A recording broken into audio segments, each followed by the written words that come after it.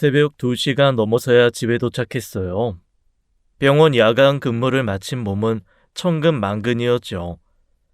12시간 넘게 서서 일했더니 발이 퉁퉁 부어 있었습니다. 신발을 벗는 것조차 힘겨웠어요. 그래도 집에 가면 쉴 수 있다는 생각에 버텼죠. 현관문을 열었습니다. 그 순간 익숙한 광경이 눈에 들어왔어요. 싱크대에는 설거지가 산더미처럼 쌓여 있었죠. 거실 바닥에는 과자 봉지와 옷가지가 널브러져 있었습니다. 제가 출근하기 전에 정리해 놓은 거실이 불과 하루 만에 이 모양이 됐더라고요. 또 이러고 있구나 싶었습니다. 야간 근무 마치고 들어올 때마다 매번 똑같았거든요.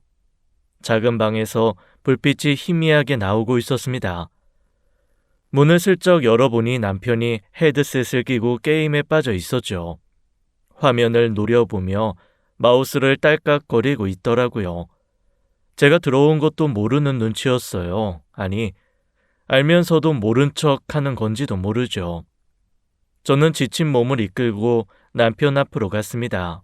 여보, 나 나가기 전에 설거지 좀 해달라고 했잖아. 왜 집이 이 모양이야? 하준이는 제대로 챙긴 거야? 남편은 화면에서 눈도 안 떼고 대답했어요. 나도 가게 문 닫고 지금 막 들어왔다니까. 하준이 라면 끓여줬고, 나도 힘들었어. 퉁명스러운 말투에 속이 부글부글 끓어올랐죠. 저만 힘든 게 아니라는 거 저도 압니다. 하지만 게임할 시간은 있으면서 설거지할 시간은 없다는 건가요? 밤새 혼자 돌보다 들어온 사람한테 할 소리인가 싶었어요. 게임할 시간은 있으면서 치울 시간은 없어? 항상 이건 내 일이야? 내가 이 시간에 퇴근하면 치워야 되는 거야, 이거? 진짜 들어오자마자 왜 잔소리야? 나도 가게에서 하루 종일 서 있었다고. 좀 쉬면 안 돼? 남편이 짜증 섞인 목소리로 쏘아붙였어요. 헤드셋을 반쯤 벗고 저를 올려다보는 눈빛이 귀찮다는 듯했죠.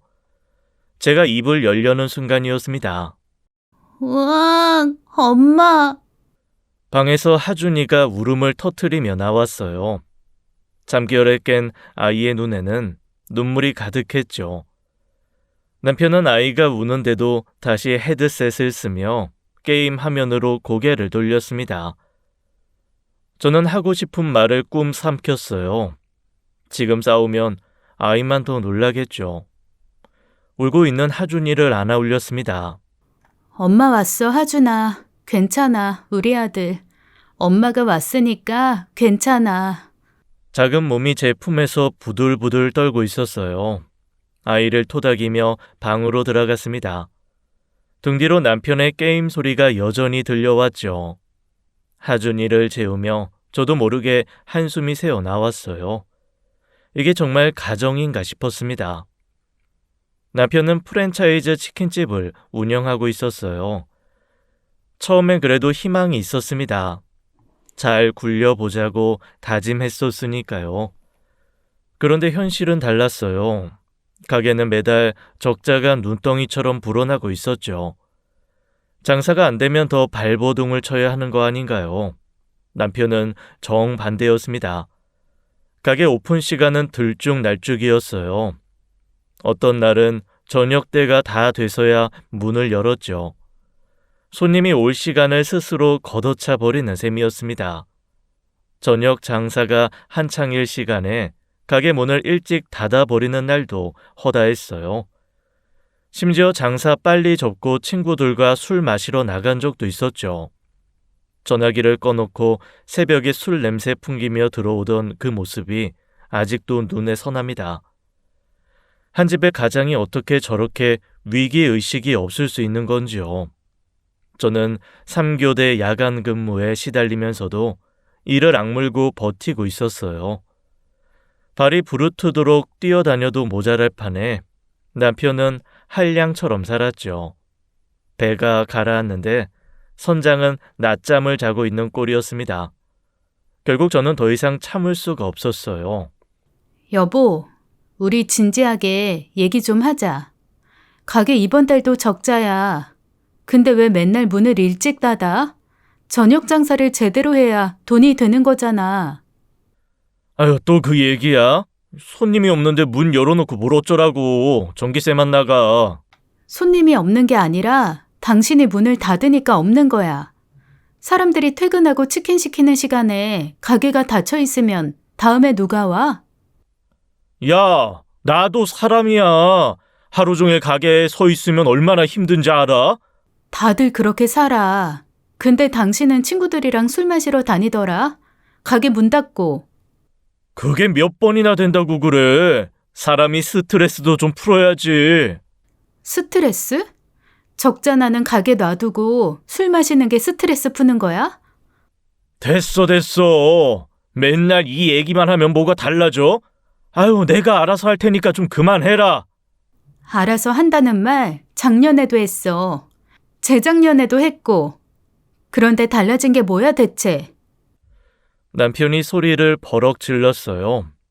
알아서 하겠다는 말, 저는 더 이상 믿을 수가 없었습니다. 그 말이 얼마나 허울 뿐인지 이미 수없이 봐왔으니까요. 저는 가슴 한구석에서 차가운 바람이 부는 걸 느꼈어요. 이 사람과 함께하는 미래가 점점 흐릿해지는 것 같았죠. 그러던 어느 날이었습니다. 남편은 가게 적자를 메꾸겠다며 이상한 짓을 벌이기 시작했어요. 본사에서 정해준 레시피 정량을 무시하고 재료를 아끼기 시작한 거죠.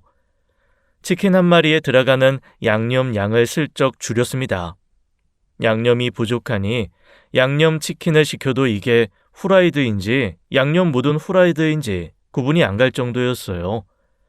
그것도 모자라 유통기한이 지난 재료까지 쓰기 시작했어요. 상한 닭을 튀겨 팔다니 생각만 해도 아찔했죠. 장사가 안 되니까 꼼수를 부린 건데 그 꼼수가 독이 될 줄은 몰랐던 거예요. 저는 이 사실을 아주 나중에 알았어요. 결국 터질 게 터지고 말았습니다.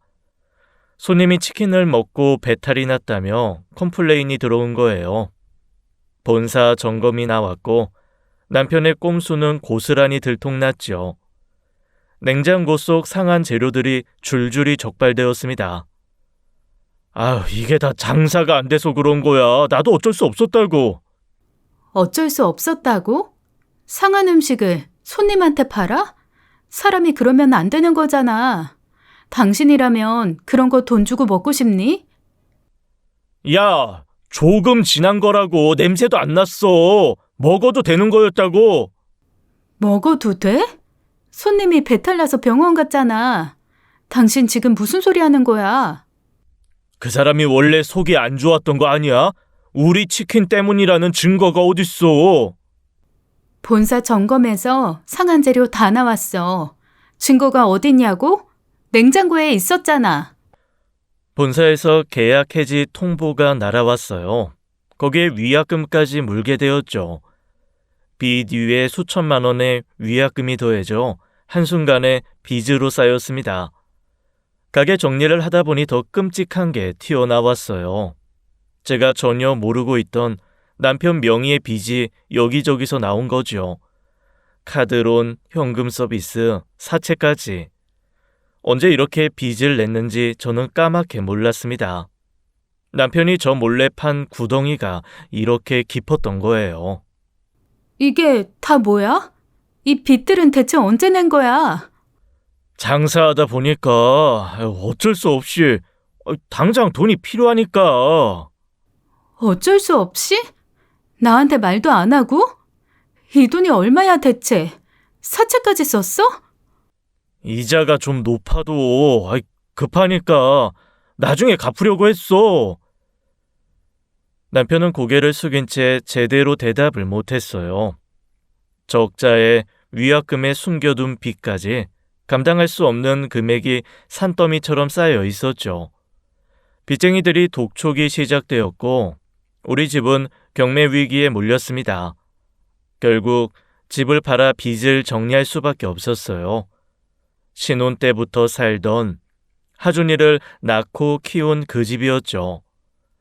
하루아침에 우리 가족은 갈 곳이 없는 신세가 되어버렸습니다. 모래성이 파도에 쓸려가듯 모든 게 한순간에 무너져 내렸어요. 빚을 정리하고 나니 손에 남은 돈이 얼마 없었어요. 그 돈으로는 고작 허름한 투룸 월세가 한계였죠. 5살짜리 아들을 데리고 그렇게 쪼들리며 살아야 한다니 눈앞이 캄캄했습니다. 제가 뭘 잘못했다고 이런 신세가 됐나 싶었어요. 밤마다 잠이 오지 않았죠. 하준이 얼굴을 보면 미안해서 가슴이 찢어지는 것 같았습니다. 아이는 아무것도 모르고 엄마한테 웃어주는데 그 웃음이 비수가 되어 꽂히더라고요. 그때 친정 엄마가 저를 찾아오셨어요. 지혜야, 땡땡동에 엄마 아파트 있잖아. 그거 이번에 세입자 나간다. 그거 네 이름으로 넘겨줄게. 거기서 하준이랑 살아. 엄마, 그게 무슨 소리야. 안 돼. 절대 안 돼. 안 되긴 뭐가 안 돼. 내 딸이 길바닥에 나앉게 생겼는데 내가 어떻게 가만히 있어? 엄마랑 아빠는 그거 없어도 노후 준비 다 있으니까 그냥 받아. 엄마, 어떻게 내가 그걸 받아? 어차피 엄마 아빠 죽으면 다 네 거야. 그냥 일찍 받아. 엄마, 나 때문에 이러시면 안 돼. 너 때문이 아니야. 강서방 때문이지. 에휴, 인간이 어떻게 저러는지. 강서방 계속 정신 못 차리면 이혼도 고려해봐. 엄마의 눈에도 눈물이 고여 있었어요. 저는 감사함과 죄송함이 뒤엉켜 가슴이 터질 것 같았습니다. 동시에 이 지경까지 만든 남편에게 분노가 치솟았지요. 너 때문에 내 부모님까지 이렇게 되신 거라고요. 그날 밤 남편이 제 앞에 무릎을 꿇었습니다. 지혜야, 정말 미안해. 내가 잘못했어. 다시는 이런 일 없게 할게. 제발 한 번만 더 기회를 줘. 기회? 내가 당신한테 기회를 몇 번이나 줬는데. 알아. 내가 한심한 거. 근데 하준이 생각해서라도 한 번만 더 믿어줘. 이번에 진짜야. 죽기 살기로 할게. 죽기 살기로 한다는 말 전에도 했잖아. 그때도 똑같이 무릎 꿇고 빌었잖아. 이번엔 달라. 내가 진짜 정신 차렸어. 장인어른 장모님 은혜 평생 갚을게. 제발. 남편의 눈에 눈물이 그렁그렁했어요. 저는 한참을 말없이 그 모습을 내려다봤죠. 밉고 원망스럽지만 하준이에겐 아빠였습니다. 아이한테서 아빠를 빼앗는 게 맞는 건지 확신이 서지 않았어요. 이번이 진짜 마지막이야. 다음은 없어. 알았어? 고마워, 지혜야. 진짜 고마워. 다시는 안 그럴게. 두고 봐. 저는 또다시 그 말을 믿기로 했습니다. 마지막이라는 말, 그게 진짜 마지막이 되길 빌었어요. 남편이 새로 시작한 일은 배달 라이더였어요. 밤마다 전기 자전거를 타고 음식 배달을 뛰는 거였죠. 수입은 많지 않았습니다. 그래도 일을 하긴 하는 거니까 일단 지켜보기로 했어요. 뭐라도 하는 게 어디냐 싶었죠. 그런데 문제는 시어머니였습니다. 지혜야, 이번 내 생일에 금반지 하나만 해줘라. 친구들 다 며느리한테 받았는데 나만 없어. 금이야 가지고 있으면 나중에 돈이 되기도 하니까. 어머니, 지금 저희 형편이 좀 어려워서요. 조금만 기다려주시면. 형편이 어렵긴? 간호사 돈 잘 벌잖아. 시어머니한테 효도 선물 하나 못해? 효도할 생각이 없는 거야? 병원비도 끝없이 청구하셨어요. 여기가 아프다, 저기가 쑤신다 하시면서 돈을 뽑아가셨죠. 한 달에 병원을 서너 번씩 가시는데 그 비용이 전부 제 월급에서 나갔습니다. 지혜야, 이번 달 병원비 좀 보태줘. 허리가 너무 아파서 큰 병원 가봐야 할 것 같아. 어머니, 지난달에도 보내드렸는데요. 이번 달은 좀. 아이고, 시어미가 아픈데 병원비가 아깝냐? 민수는 배달하느라 돈이 없고 너밖에 없잖아. 아이고, 허리야. 집에 오실 때마다 살림 상태를 트집 잡으셨어요. 구석구석 훑어보시며 한숨을 쉬셨죠. 마치 위생 점검 나온 사람처럼 손가락으로 먼지를 훔쳐보시기까지 했습니다. 지혜야, 집이 왜 이 모양이야? 먼지 좀 봐. 싱크대는 또 왜 이래? 민수 밥은 제대로 해먹이는 거야? 어머니, 제가 3교대 근무라서 시간이 잘 안 나요. 다른 며느리들은 일도 하고 집안일도 다 잘하던데 네가 살림을 못하니까 민수가 밖에서 고생하는 거야. 집에 오면 편해야 일할 맛이 나지. 아들 내조를 제대로 못한다며 잔소리를 쏟아내셨습니다. 제가 야간 근무에 녹초가 되어 있어도 아랑곳하지 않으셨어요. 모든 게 며느리 탓이었죠. 민수가 사업 망한 것도 네가 내조를 못해서 그래. 남편 뒷바라지를 제대로 했으면 이 지경이 됐겠어? 어머니, 그건 아니죠. 뭐가 아니야? 사실이 그렇잖아. 남자가 밖에서 힘들면 집에서 편하게 해줘야지. 맨날 야근이다 뭐다 하고 다니니까 민수가 힘든 거야. 아침밥은 차려주고 다니는 거야? 저는 입을 다물 수밖에 없었어요. 말해봤자 돌아오는 건 더 큰 잔소리뿐이었으니까요. 겨울이 되자 남편이 또 달라지기 시작했어요. 날씨가 춥고 배달이 힘들다며 일을 점점 짧게 했죠. 해가 지기도 전에 집에 들어오는 날이 많아졌습니다.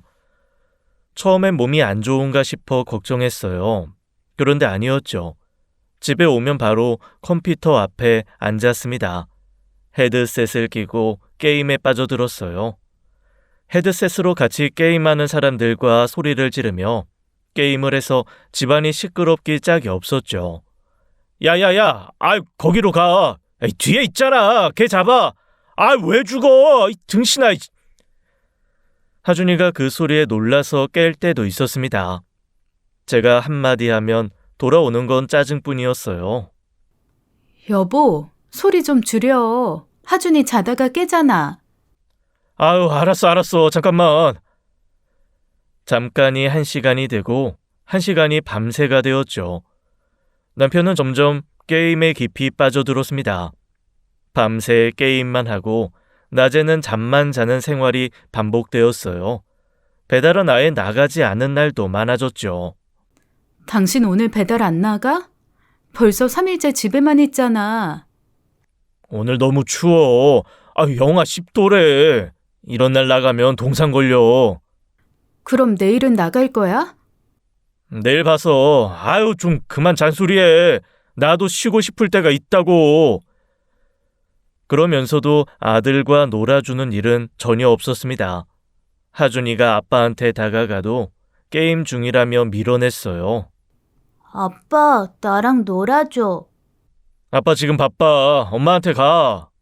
아빤 맨날 바빠. 하준이의 그 말이 제 가슴에 모처럼 박혔습니다. 집안일은 당연하다는 듯 전부 제 몫이 되었어요. 설거지, 빨래, 청소, 밥. 하나부터 10까지 제가 다 해야 했죠. 저는 혼자서 돈도 벌고 아이도 키우고 집안일까지 하는 상태로 내몰렸습니다. 3교대 근무에 지쳐서 집에 오면 쓰러지고 싶었어요. 그런데 집에서 기다리는 건 또 다른 전쟁터였죠. 결국 부부싸움이 잦아졌습니다. 당신 대체 뭐 하는 거야? 나 혼자 다 하라고? 돈도 내가 벌고, 애도 내가 키우고, 집안일도 내가 하고. 당신은 뭐야? 게임만 해? 야, 나도 배달 뛰잖아. 배달? 한 달에 며칠이나 나가? 나머지는 다 게임이잖아. 새벽까지 게임하고, 낮에 자고. 당신이 뭐 애야? 당신 한 집안의 가장이야. 책임감이 없어? 진짜 짜증나게. 나도 힘들어. 힘들어. 게임하는 게 힘들어. 나는 밤새 환자 돌보고 와서 집안일 하는데 당신은 게임이 힘들다고? 남편은 대답 대신 방문을 쾅 닫아버렸어요. 또 게임을 하겠다는 거였죠. 저는 텅 빈 거실에 혼자 서 있었습니다. 이 결혼이 대체 뭔가 싶었어요. 이혼을 진지하게 생각하게 되었습니다. 그러던 어느 날이었습니다. 남편이 느닷없이 선언했어요. 나 성진이랑 동업으로 삼겹살 가게 하기로 했어. 저는 귀를 의심했습니다. 또 장사라니요. 치킨집 망해서 우리 집 날린 게 엊그제 같은데요. 뭐라고? 당신 전에 망한 거 잊었어? 치킨집 때문에 우리가 어떻게 됐는데? 그건 운이 안 좋았던 거야. 이번엔 달라. 성진이가 경험도 있고 자리도 좋은 데 알아봤어. 운이 안 좋은 게 아니라 당신이 제대로 안 해서 그런 거잖아. 상한 재료 쓰다가 걸린 게 운이야? 아, 그 얘기는 왜 또 꺼내? 지난 일 가지고 맨날 그러기야? 남편이 버럭 화를 냈어요. 제가 말리면 말릴수록 목소리가 커졌죠. 집에서 게임만 하면 게임만 한다고 짜증내더니 이제 일하겠다는 그것도 반대야? 아, 도대체 내가 뭘 해야 만족하는 거야? 게임하지 말라는 게 아니라 제대로 된 일을 하라는 거지. 또 장사해서 망하면 어쩌려고 그래. 돈도 없잖아. 망하긴 왜 망해? 너는 맨날 부정적이야. 내가 뭘 해도 트집이지? 트집이 아니라 현실을 말하는 거야. 담보 잡을 집도 없어. 빚도 아직 다 못 갚았어. 이 상황에서 무슨 사업을 해? 내가 알아서 할 거니까 신경 꺼. 당신은 맨날 나한테 뭘 하라 말아야? 더 이상 대화가 되지 않았습니다. 저는 입을 다물 수밖에 없었어요. 말을 하면 할수록 평행선이었죠. 며칠 후 남편이 서류 뭉치를 들고 왔습니다. 어머니 아파트 담보로 대출받았어. 이걸로 가게 차릴 거야. 뭐? 어머니 아파트를? 당신 미쳤어? 그건 어머니 집이잖아. 어머니가 흔쾌히 해주신다고 하셨어. 내 아들 사업인데 당연하다고. 당연하다고? 이번에 망하면 어머니는 어디서 살아? 생각은 해봤어? 망하지 않아. 왜 맨날 망할 생각부터 해? 아유, 좀 긍정적으로 생각 못해? 시어머니께 전화를 드렸어요. 혹시 모르시고 동의하신 건 아닌지 확인하고 싶었죠. 지혜야, 왜? 어머니, 민수 씨가 어머니 아파트 담보로 대출 받는다는데 정말 동의하신 거예요? 그래, 내가 해줬지. 내 아들 사업인데 당연한 거 아니야? 이번엔 잘 될 거야. 어머니, 근데 혹시 이번에도 안 되면 안 되긴 뭐가 안 돼? 니는 왜 맨날 안 된다는 소리만 해? 남편 사업 좀 응원해줘. 그러니까 민수가 집에서 기가 죽어 사는 거야. 결국 시어머니 아파트가 담보로 잡혔습니다. 저는 불안에 떨고 있었어요. 이번에도 망하면 어쩌나. 그 생각이 머릿속을 떠나지 않았죠. 남편은 결국 삼겹살 가게 문을 열었어요. 전 국민이 좋아하는 삼겹살이라 그런지 처음 반년은 장사가 제법 잘 됐습니다. 저녁 시간대에는 대기 손님까지 생길 정도였죠. 시어머니는 매우 기뻐하셨어요. 거봐, 내가 뭘 했어? 우리 민수가 원래 사업머리가 있어. 전에 치킨집은 운이 안 좋았던 거야. 운이 안 좋았던 거라니요. 상한 재료 쓰다 걸린 게 운의 문제인가 싶었지만 입 밖으로 꺼내진 않았습니다. 일단 장사가 되니 다행이었어요. 이대로만 가면 빚도 갚고 안정될 수 있겠다 싶었죠. 하지만 제 기대는 반년을 넘기지 못했습니다. 남편의 본성이 다시 드러나기 시작한 거예요. 집에서 밤새 게임을 하다 보니 낮에 가게에서 졸기 일쑤였죠. 손님이 와도 꾸벅꾸벅 졸고 있으니 서비스가 엉망이 될 수밖에 없었습니다. 손님이 고기 달라고 해도 대답이 없으니 화가 나서 그냥 가버리는 경우도 있었어요. 단골들이 하나둘 발길을 끊었죠. 매출은 곤두박질 치기 시작했습니다. 동업 친구 성진 씨가 남편에게 따졌어요. 야, 민수야, 너 요즘 왜 이래? 가게에서 맨날 졸고 일은 나 혼자 다 하잖아. 아우, 야, 내가 좀 피곤해서 그래. 요즘 잠을 못 자서. 잠을 못 자? 새벽까지 게임하느라 못 자는 거잖아. 나 다 알아. 야, 내 취미 생활은 왜 건드려? 취미는 상관하지 마라. 상관하지 마. 네가 낮에 조르니까 손님 응대를 내가 다 하잖아. 주방도 나, 서빙도 나, 계산도 나. 너는 도대체 뭘 하는데? 야, 나도 하잖아. 좀 쉬엄쉬엄 하면 안 돼? 쉬엄쉬엄. 가게 망하게 생겼는데 쉬엄쉬엄이야? 나 이러려고 너랑 동업한 거 아니거든? 야, 매출 떨어진 게 다 내 탓이냐? 요즘 경기가 안 좋아서 그런 거지. 경기 탓하지 마. 옆에 고깃집은 잘 되잖아. 넌 이게 문제야. 그냥 인생이 게을러. 뭘 목숨을 걸고 잘해보겠다는 마음이 없어. 내가 너랑 동업을 한 내가 미친놈이다. 결국 둘 사이에 대판 싸움이 벌어졌어요. 성진 씨는 동업 폐지를 선언했습니다. 야, 난 빠질게. 내 투자금은 네가 알아서 정리해. 난 더 이상 못 해먹겠다. 10년 우정이고 뭐고 없어, 넌 새끼야. 인생 그따위로 살지 좀 마. 야, 지금 나가면 어떡하라고. 야, 성진아, 야. 성진 씨는 뒤도 안 돌아보고 나가버렸어요. 10년 넘게 알고 지낸 친구 사이가 한순간에 끝나버렸죠. 친구도 잃고 가게도 기울었습니다. 가게를 연 지 1년도 안 돼서 삼겹살집은 결국 문을 닫았어요. 또 망한 거였죠. 저는 아무 말도 할 수가 없었습니다. 예견된 결과였으니까요. 문제는 시어머니 집이었습니다. 남편이 시어머니 집으로 대출을 받아 가게를 했으니까요.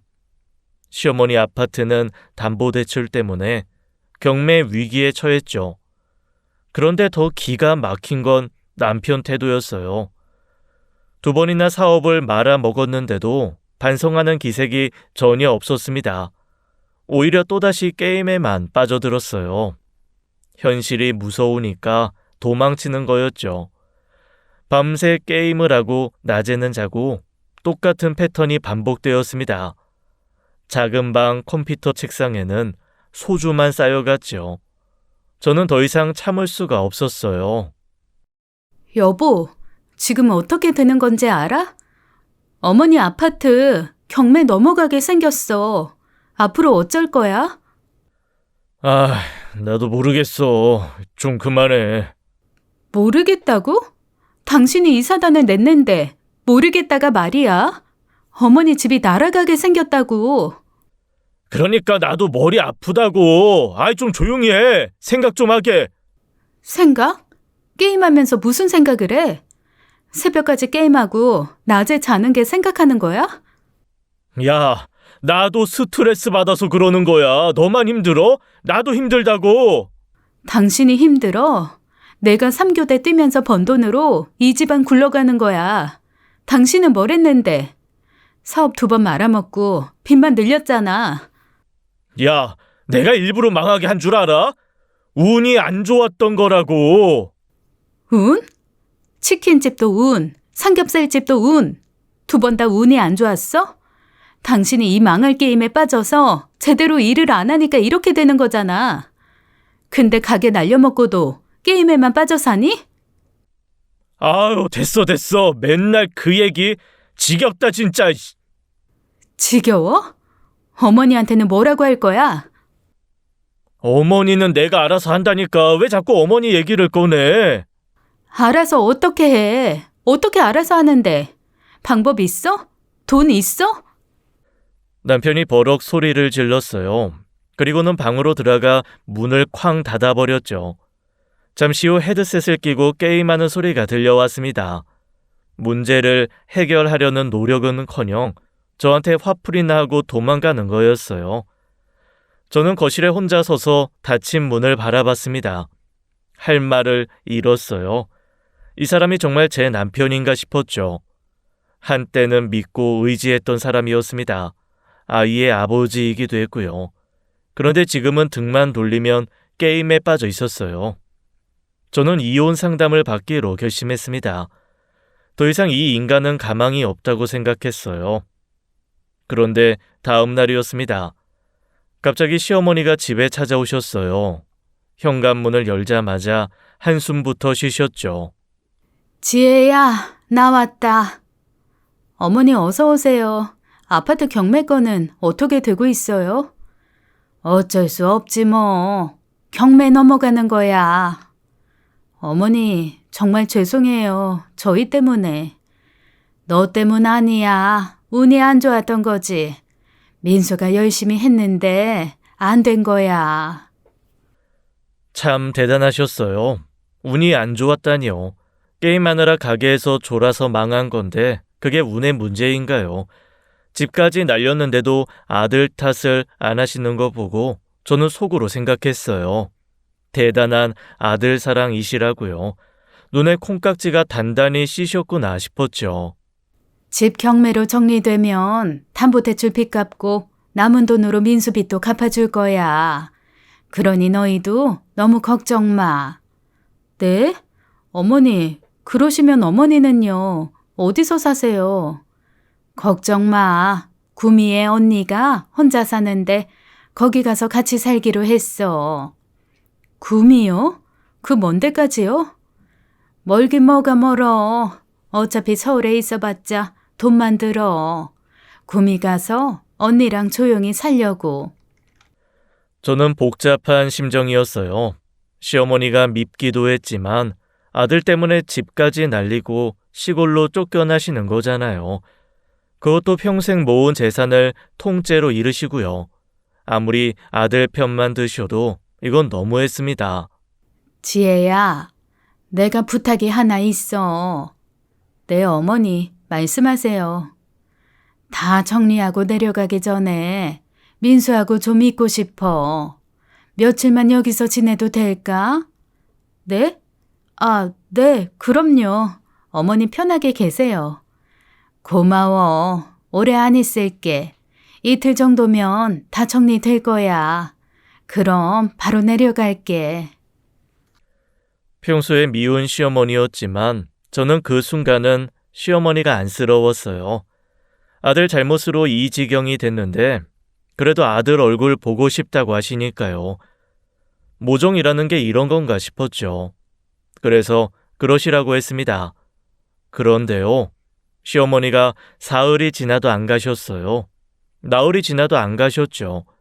일주일이 지나도 짐을 쌀 기미가 없으셨습니다. 오히려 짐을 풀고 계셨어요. 옷가지를 옷장에 넣고 화장품을 화장대에 올려놓으셨죠.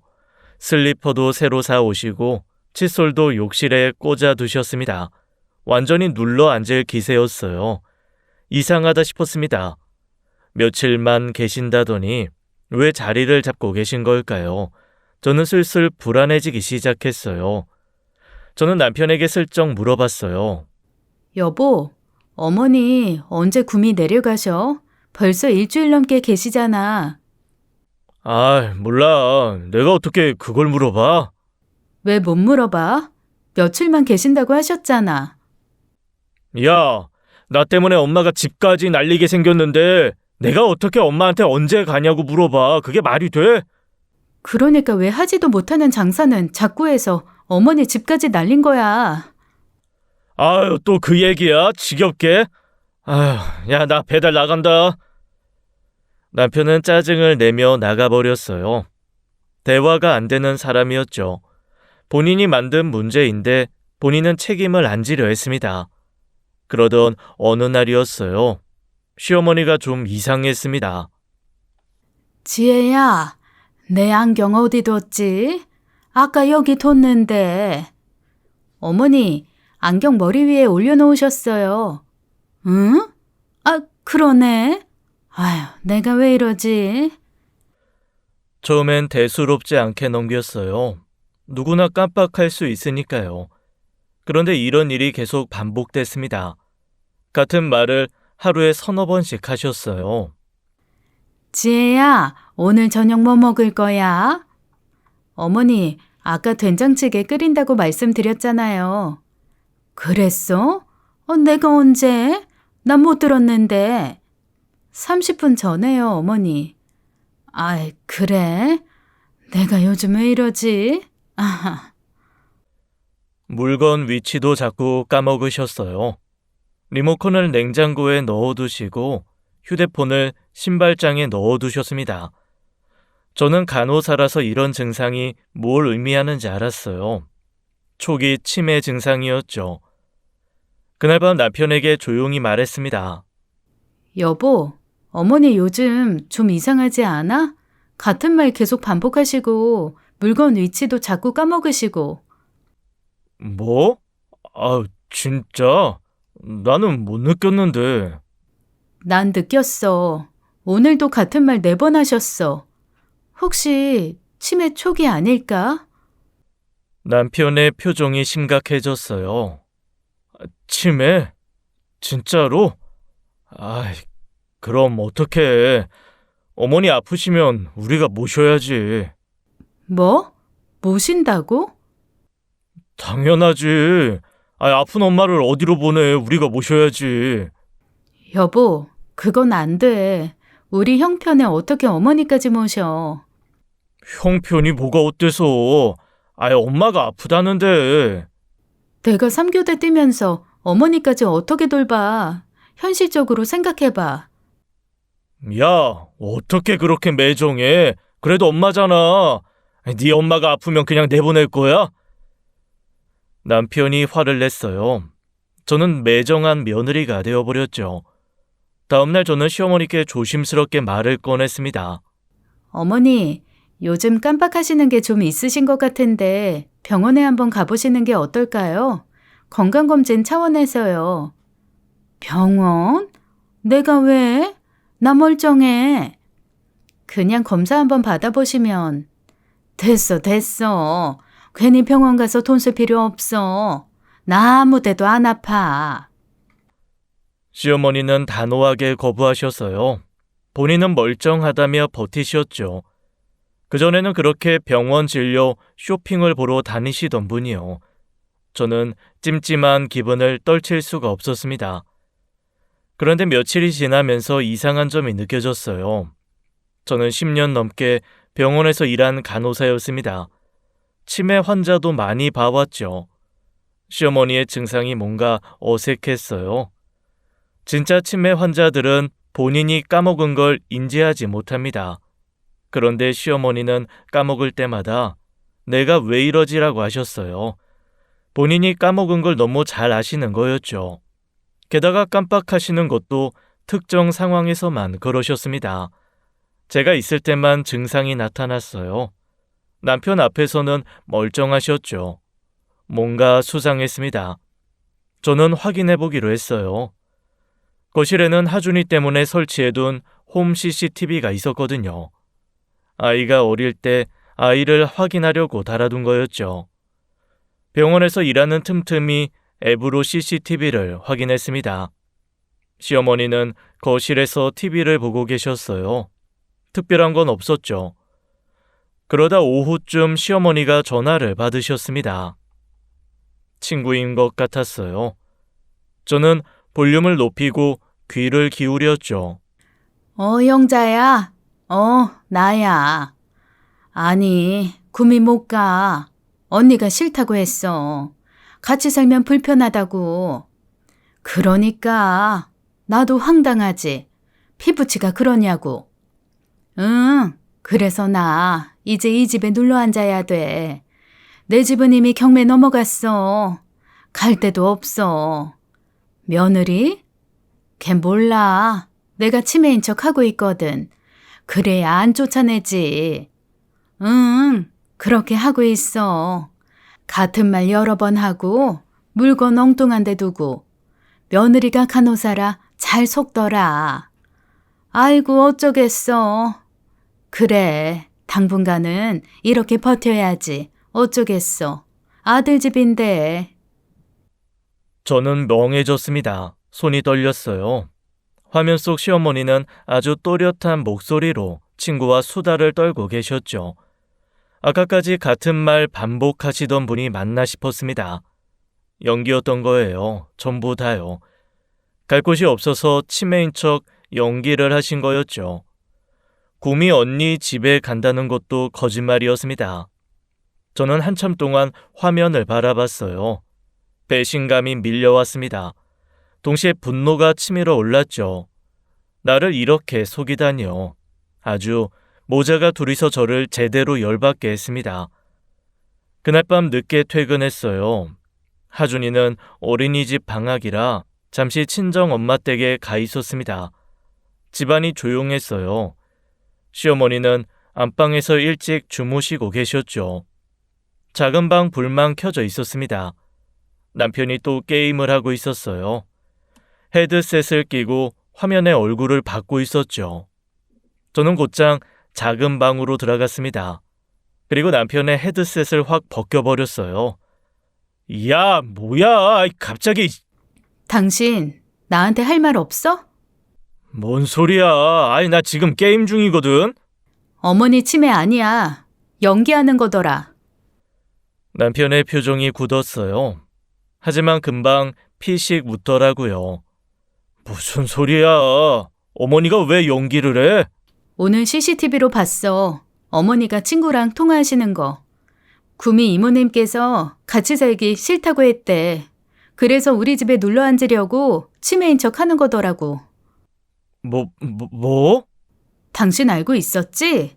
어머니랑 짜고 나한테 연기한 거지? 야, 아이, 내가 왜 그래? 나도 몰랐어. 진짜 몰랐어? 진짜로? 진짜라니까. 아이, 근데 그게 뭐 어때서? 엄마가 갈 데가 없으면 여기서 사는 게 당연한 거 아니야? 당연해? 나한테 거짓말하고 속인 게 당연해? 거짓말은 엄마가 한 거지 내가 한 게 아니잖아. 야, 그리고 엄마 입장도 생각해봐. 얼마나 급했으면 그랬겠어? 급한 건 알아. 근데 나한테 솔직하게 말했으면 됐잖아. 왜 치매인 척까지 해서 사람을 속여? 아, 몰라. 엄마한테 물어봐. 나한테 왜 그래? 남편이 짜증을 폭발시켰어요. 저는 기가 막혔죠. 당신이 집을 날렸잖아. 어머니가 이 지경이 된 것도 다 당신 때문이야. 당신은 책임감이라는 게 있어 없어? 야, 나 때문에 집 날린 거 맞아, 알아. 그럼 내가 어쩌라고? 엄마 길바닥에 내쫓으라고? 남편이 헤드셋을 다시 집어들었어요. 이 와중에 다시 게임을 하려고 하더라고요. 저는 어이가 없었죠. 아야, 나 지금 중요한 게임 중이거든. 이거 끝나고 얘기하자. 뭐? 지금 이 상황에 게임을 해? 남편은 대답도 안 하고 헤드셋을 끼더니 다시 게임을 시작했어요. 화면 속 캐릭터가 총을 쏘며 뛰어다니고 있었죠. 그리고 같이 게임을 하는 사람들과 헤드셋으로 대화를 하며 저놈을 죽여라, 어디를 가라, 아주 난리였습니다. 어머니 문제보다 게임이 더 중요한 사람이었습니다. 저는 어이가 없어서 다시 헤드셋을 벗기려고 손을 뻗었어요. 그때였습니다. 책상 위에 놓인 남편 핸드폰이 울렸죠. 카톡 알림이었어요. 밤 12시가 넘은 시간이었습니다. 이 시간에 누가 연락을 하지? 남편은 헤드셋을 끼고 게임에 빠져서 알림 소리를 못 듣고 있었어요. 저는 무심코 핸드폰 화면을 봤습니다. 화면에 낯선 번호가 떠 있었어요. 저장되지 않은 번호였죠. 오빠, 내일 못 만나. 남편이랑 시댁 가야 해. 미안해. 다음에 꼭 보자. 저는 눈을 의심했어요. 오빠라고요? 남편이랑 시댁. 이게 무슨 소리죠? 손이 떨렸지만 남편 핸드폰을 집어들었습니다. 제가 오기 직전까지 이 년이랑 대화를 나누는지 핸드폰은 열려 있었어요. 저는 카톡 대화창을 열었죠. 스크롤을 올릴수록 심장이 얼어붙었습니다. 오빠, 보고 싶어. 빨리 만나고 싶다. 나도 수빈이 보고 싶어. 이번 주에 꼭 보자. 오빠 오늘 집에 일찍 가? 나 더 있고 싶은데. 집사람 오늘은 12시쯤에 들어와. 그 전에 집에 들어가야 해. 아유, 아니면 또 지랄을 해. 나 그 여자 싫어. 오빠는 나만 보면 안 돼? 당연하지. 수빈이가 제일이야. 집사람이라니요. 제가 집사람이었습니다. 노골적인 애정 표현들이 줄줄이 이어져 있었어요. 만남 약속도 가득했죠. 모텔 이름, 날짜, 시간까지 다 적혀 있었습니다. 심지어 오늘 너무 좋았어 라는 메시지 뒤에 하트가 잔뜩 붙어 있었어요. 사진도 있었죠. 둘이 다정하게 찍은 셀카였습니다. 여자가 남편 볼에 뽀뽀하는 사진도 있었어요. 남편이 환하게 웃고 있더라고요. 집에서는 한 번도 안 보여준 웃음이었죠. 저는 숨이 막혔습니다. 남편이 외도를 하고 있었던 거였어요. 집에서 게임만 하는 줄 알았는데 배달 나간다고 나간 날들이 떠올랐죠. 그때 이 여자를 만나러 간 거였습니다. 배달이 아니라 바람을 피우러 나간 거였어요. 뒤통수를 망치로 맞은 기분이었죠. 저는 고개를 들어 남편을 봤습니다. 이 인간은 헤드셋을 끼고 게임에 빠져 있었어요. 입을 반쯤 벌리고 모니터를 뚫어져라 보며 연신 총싸움 게임을 하고 있었습니다. 바로 뒤에서 제가 자기 폰을 보고 있는 것도 모르고 있었죠. 야야야야야, 거기 가지마. 왼쪽으로 가. 야, 저기 있어. 아이씨, 뭐하냐고. 빨리 와서 도와줘. 나 죽겠다. 오케이. 잘했어. 야야, 이제 저 새끼 잡아. 같이 게임하는 사람들과 헤드셋으로 소리 지르고 있었습니다. 어디로 가라느니, 누구를 잡아라느니 난리였죠. 저는 어이가 없었어요. 들고 있는 이 핸드폰으로 저 대가리를 갈겨버리고 싶었습니다. 온 힘을 다해 내리치고 싶었어요. 하지만 잠시 멈췄죠. 지금 감정적으로 행동하면 안 됐습니다. 증거가 필요했어요. 저는 제 핸드폰을 꺼냈죠. 카톡 대화 내용을 하나하나 촬영하기 시작했습니다. 손이 떨렸지만 꾹 참았어요. 사진도 다 찍었죠. 날짜와 시간이 나오게 꼼꼼히 촬영했습니다. 남편은 여전히 게임에 미쳐서 제가 뭘 하는지 전혀 모르고 있었어요. 그런데 대화 내용을 찍다가 이상한 게 눈에 들어왔어요. 오빠, 코인 수익으로 여행 가자. 제주도 어때? 좋은 호텔 예약해줘. 그래, 수빈이 가고 싶은 대로 가자. 돈 걱정 마.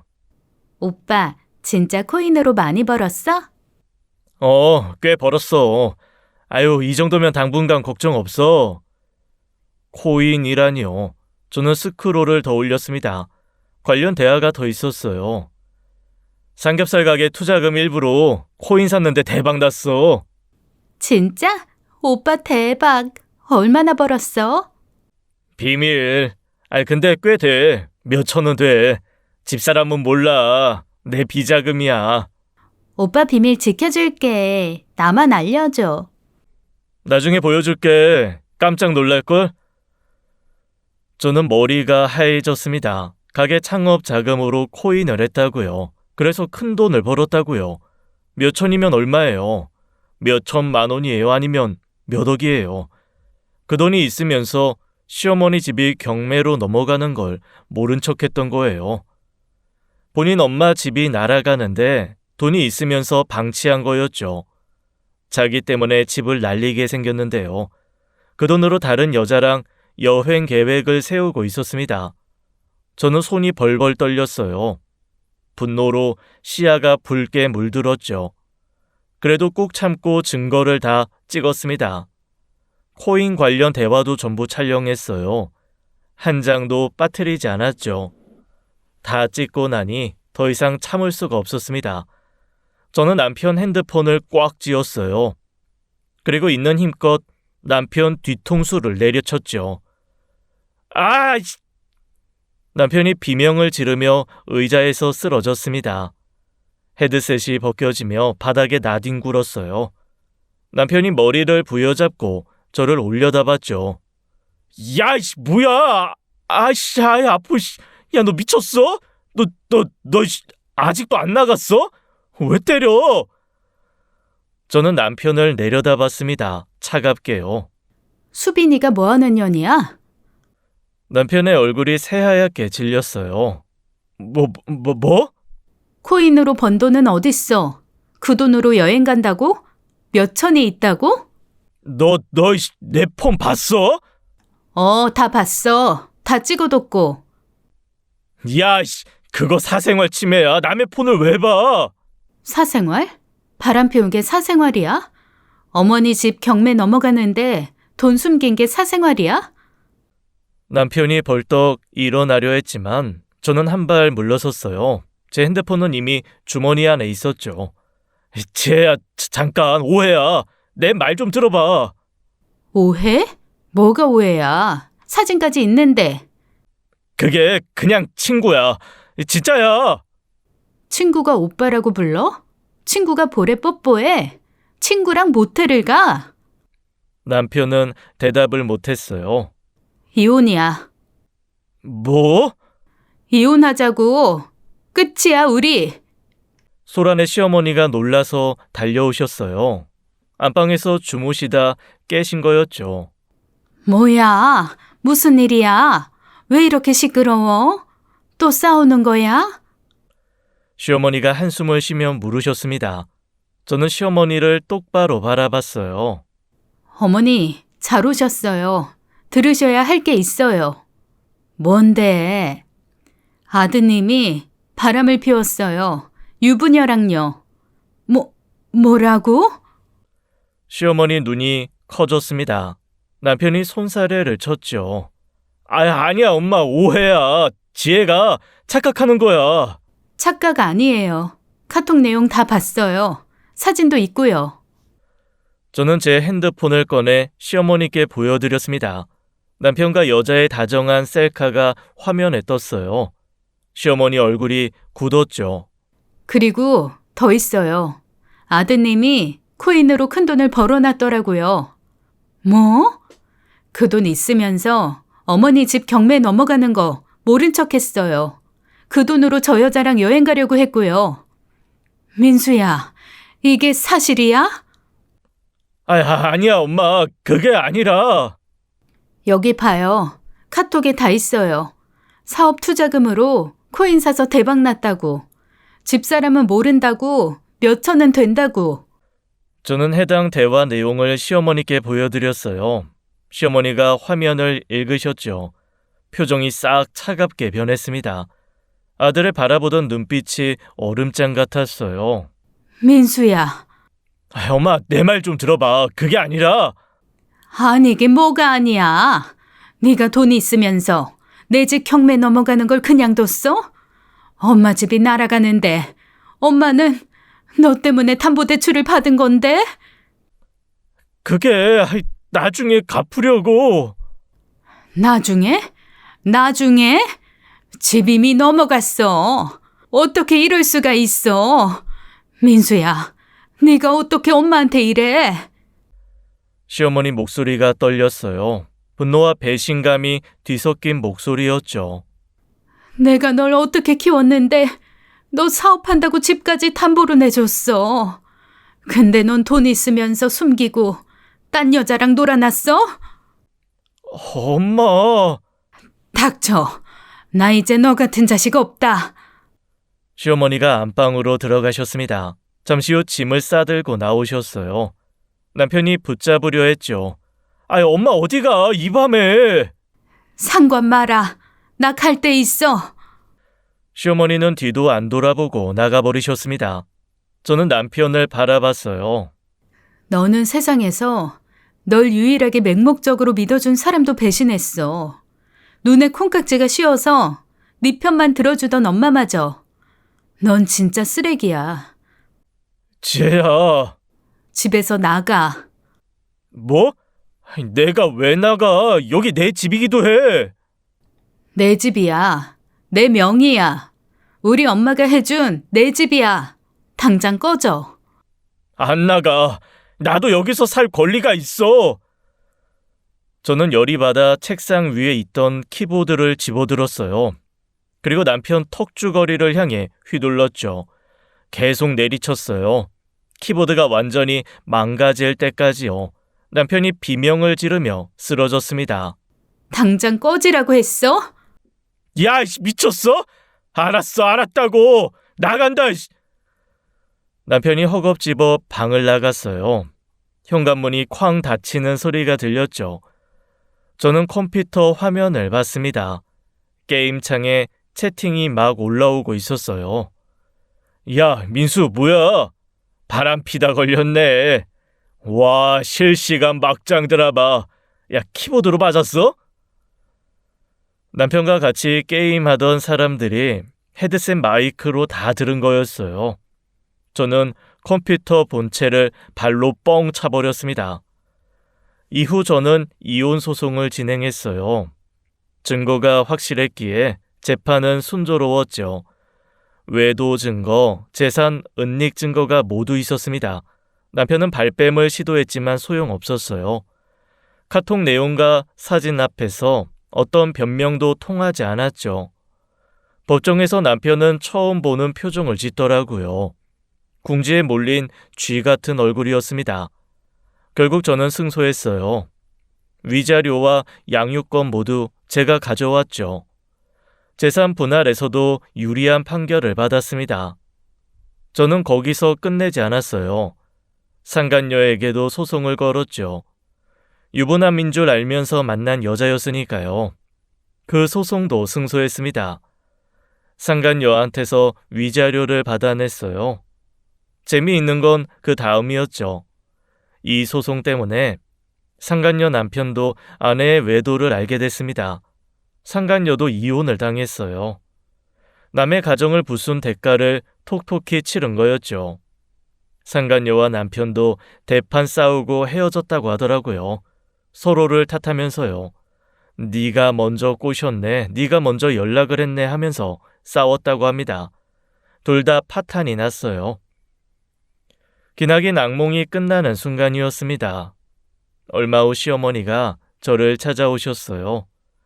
예전과 달리 많이 수척해 보이셨죠. 기세등등하게 잔소리하시던 분이 맞나 싶을 정도였습니다. 시어머니는 그동안 있었던 일들을 사과하셨어요. 치매 연기를 한 것도 저를 구박했던 것도요. 며느리 고생을 몰라봤다며 눈물을 흘리셨죠. 진심이 느껴지는 사과였습니다. 그리고 뜻밖의 소식을 전하셨어요. 결국 남편이 시어머니 집 대출금을 갚았다고 하셨죠. 코인으로 번 그 돈으로요. 엄마한테 마저 버림받으니 그제야 정신을 차린 모양이었습니다. 시어머니는 또 한 가지 말씀을 하셨어요. 본인 아파트를 하준이 명의로 증여하고 싶다고 하셨죠. 저는 손사래를 쳤습니다. 그건 어머니 재산인데 안 된다고요. 하지만 시어머니는 고집을 꺾지 않으셨어요. 본인이 죽으면 그 집이 아들에게 유산으로 가는 게 싫다고 하셨죠. 저런 자식에게 한 푼도 주기 싫다고 하셨습니다. 차라리 손자에게 주는 게 낫다고 하셨어요. 대신 본인이 살아있는 동안만 그 집에서 세입자로 살게 해달라고 하셨죠. 시어머니의 간곡한 부탁에 결국 그렇게 하기로 했습니다. 저는 새 출발을 시작했어요. 하준이와 단둘이 사는 삶이었죠. 처음엔 막막하기도 했습니다.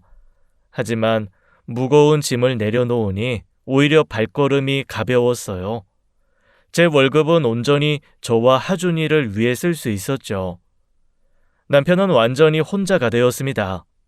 아내도 잃고 아들도 잃고 엄마에게도 버림받았어요. 세상에서 자기를 맹목적으로 믿어주던 단 한 사람마저 등을 돌렸죠. 자업자득이었습니다.